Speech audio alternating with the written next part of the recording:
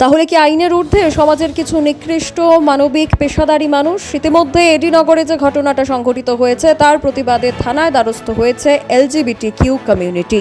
প্রেমের 5 বছরের সম্পর্ক এবং বিয়ের 5 দিন পর হঠাৎ করেই এক পুরুষ বলল সে যাকে বিয়ে করেছে সে নাকি ট্রান্সজেন্ডার। সে মেয়ে সেজে কেন বিয়ে করলো, এর প্রতিবাদে গোটা সমাজ তাকে কলঙ্কিত করেছে। অথচ তার কাছে রয়েছে গভর্নমেন্ট অফ ইন্ডিয়া থেকে প্রাপ্ত আধার কার্ড এবং প্যান কার্ড, যেখানে লেখা রয়েছে ট্রান্সজেন্ডার। অর্থাৎ চিকিৎসা বিজ্ঞানকে কাজে লাগিয়ে স্বইচ্ছায় যে কোনো মেয়ে পুরুষ হতে পারে, যে কোনো পুরুষ মহিলা হতে পারে, তাতে আইন কোনো শাস্তি প্রদান করে না।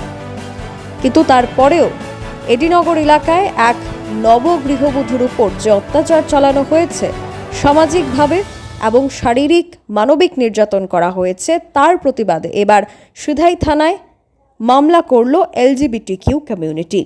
Bureau report, social Bangla. Guys, আমরা তো কইছিলাম যে বনুর বিচারের লেগে আমরা সবাই আমু পুলিশের তো আজকে আইছি।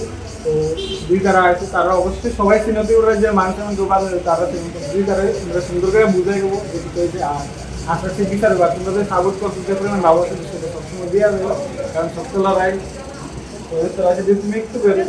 যাই হোক, আপনারা সকলকে সর্বপ্রথম যারা সোশ্যাল মিডিয়ার মাধ্যমে এই ঈশা দাসের ঘটনাটাকে দেখেছেন এই পর্যন্ত, এবং যারা এই রাজ্যের সুনামধন্য ক্রিয়েটাররা রয়েছেন এবং যারা সোশ্যাল মিডিয়া ব্যবহার করে বিভিন্নভাবে নিজেদের মতো করে এই বিষয়টাকে প্রচার করছে, তাদেরকে বলবো এই ঘটনাটা যেটা আমরা প্রথম জেনেছি আমাদের কাছে একটু অবাক করার মতোই লেগেছিল।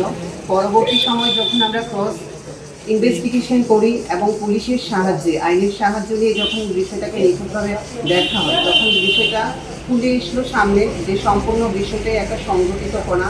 এবং রাজ্যের প্রত্যেকের কাছে এটা অনুরোধ থাকবে যে পজিটিভ বিষয়টা যতক্ষণ না আমাদের দৃষ্টিতে আসে ততদিন পর্যন্ত নেগেটিভটাকে এভাবে ছড়ানোটা এটা মোটেও ঠিক না, কারণ একটা ব্যক্তির জীবনের সাথে একটা কিছু জড়িত থাকে।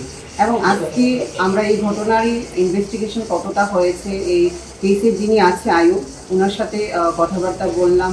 আমার সাথে রয়েছেন রাজ্য ট্রান্সজেন্ডার ওয়েলফেয়ার বোর্ডের স্টেট বোর্ড মেম্বার এবং স্বাভিমান সামাজিক সংস্থা যিনি সভানেত্রী স্নেহা গুপ্তা।